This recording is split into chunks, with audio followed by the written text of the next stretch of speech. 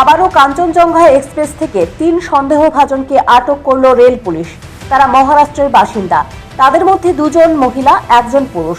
তাদের কাছ থেকে 9,56,000 টাকা উদ্ধার করে পুলিশ। পরবর্তীতে তাদেরকে ইনকাম ট্যাক্সের হাতে তুলে দেওয়া হবে বলে জানান রেল পুলিশের এক আধিকারিক। তিনি বলেন, শনিবার সকালে অন্যান্য দিনের মতোই আগরতলা রেল স্টেশনে জিআরপি এবং আরপিএফ মিলে যৌথভাবে তল্লাশি চালায়। সেই মতো 3 জনকে দেখে তাদের মধ্যে সন্দেহ জাগে।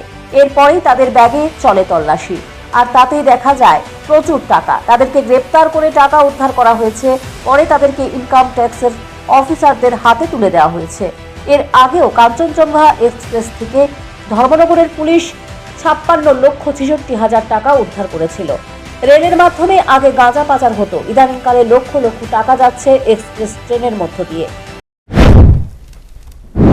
আচ্ছা, আজকে কাঞ্চনজঙ্ঘা এক্সপ্রেস সোয়াটায় আগরতলা থেকে ছাড়ার উদ্দেশ্যে শিয়ালদহ উদ্দেশ্যে আমরা আগরতলা জিআরপি এবং আগরতলা আরপিএফ পোস্টের অফিসাররা আমাদের বড় আমরা এখানে আগরতলা স্টেশনে চেকিংয়ের সময় মহারাষ্ট্রের 3 জন লোককে আটক করেছি। তো 3 জনে তাদের নাম হচ্ছে সুধীর ওয়াংমোর, কৃষ্ণা ওয়াংমোর এবং সীমা শিন্দে। তাদের মধ্যে আমরা তাদের সন্দেহজনকভাবে আমরা যখন তাদেরকে চেক করলাম, তখন তাদের কাছে আমরা 9,56,000 টাকা পেয়েছি, ক্যাশ ইন্ডিয়ান রুপিস। তো এই টাকাগুলো আমরা সিজ করেছি, আমরা তাদেরকেও আটক করেছি।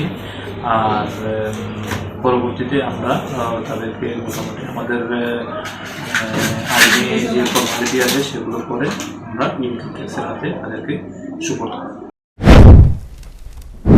বেআইনিভাবে কিভাবে লক্ষ লক্ষ টাকা নিয়ে এক্সপ্রেস ট্রেনের মাধ্যমে নিয়ে যাচ্ছেন, এ নিয়ে প্রশ্ন উঠছে।